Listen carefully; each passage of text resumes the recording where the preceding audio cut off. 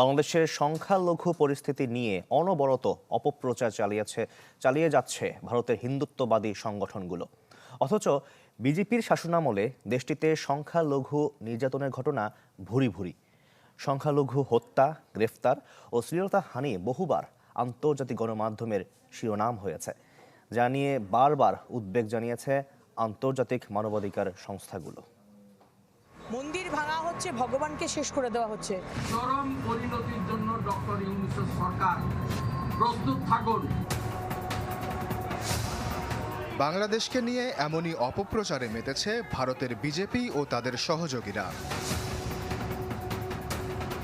ISKCON বহিষ্কৃত নেতা চিন্ময় দাসের গ্রেপ্তারকে কেন্দ্র করে বাংলাদেশের সংখ্যালঘু পরিস্থিতি নিয়ে বুলি আওড়াচ্ছেন ভারতের ক্ষমতাসীন দল বিজেপির নেতাকর্মীরা।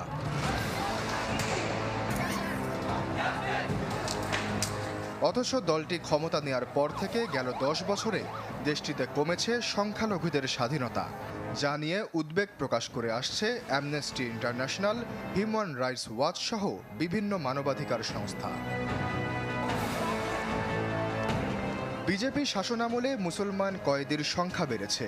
ভারতে মোট জনসংখ্যার 14.2% মুসলমান হলেও দেশটির ন্যাশনাল ক্রাইম রেকর্ডস ব্যুরোর 2020 সালের প্রতিবেদন অনুযায়ী কারাগারে বন্দীদের 19.1%ই মুসলিম, যার মধ্যে অন্যতম ইসলামিক স্কলার মাওলানা করিম সিদ্দিকী।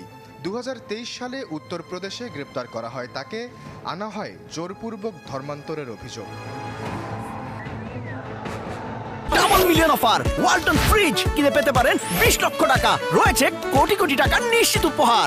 এই তালিকায় রয়েছেন মুফতি কাজী জাহাঙ্গীর আলম কাসমি ও শিক্ষক মোহাম্মদ উমারের নাম, যারা পরিচালনা করতেন মূক ও বধিরদের একটি স্কুল। গেল বছর আইএসের সাথে সম্পৃক্ততার অভিযোগ দিয়ে দিল্লিতে গ্রেপ্তার করা হয় এই দুই নেতাকে। এছাড়া 2016 সালে বিখ্যাত মুসলিম বিদ্বান ডক্টর জাকির নায়েকের বিরুদ্ধে ঘৃণা ছড়ানোর অভিযোগ তুলে তাকে ভারত ছাড়া করা হয়, বন্ধ করে দেয়া হয় তার পরিচালিত পিস টিভি।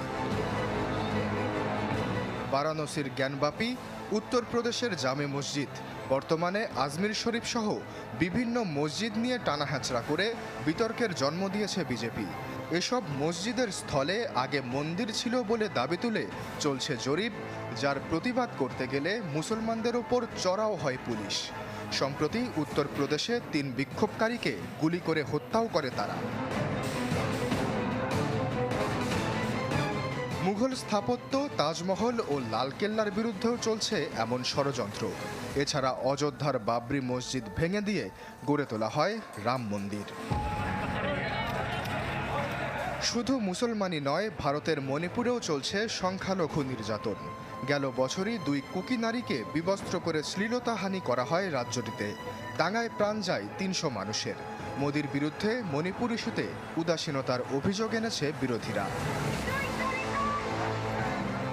সিএএ এবং এনআরসির মতো আইনের নিন্দা জানানো হয়েছে হিউম্যান রাইটস ওয়াচের প্রতিবেদনে। সমালোচনা করা হয়েছে বুলডোজার দিয়ে মুসলিম স্থাপত্য গুঁড়িয়ে দেওয়ারও। তবে ভারতের ইতিহাসে সবচেয়ে বড় সংখ্যালঘু নির্মূলের ঘটনা ঘটানো হয় গুজরাটে। 2002 সালে হিন্দু মুসলিম দাঙ্গায় হত্যা করা হয় 1000-এর বেশি মানুষকে, যাদের বেশিরভাগই ছিল মুসলিম। গেল বছর বিবিসির এক তথ্যচিত্রে বলা হয়, ওই দাঙ্গায় প্রত্যক্ষ মদত ছিল তৎকালীন মুখ্যমন্ত্রী নরেন্দ্র মোদীর। আশ্বাস চৌধুরী, চ্যানেল 24।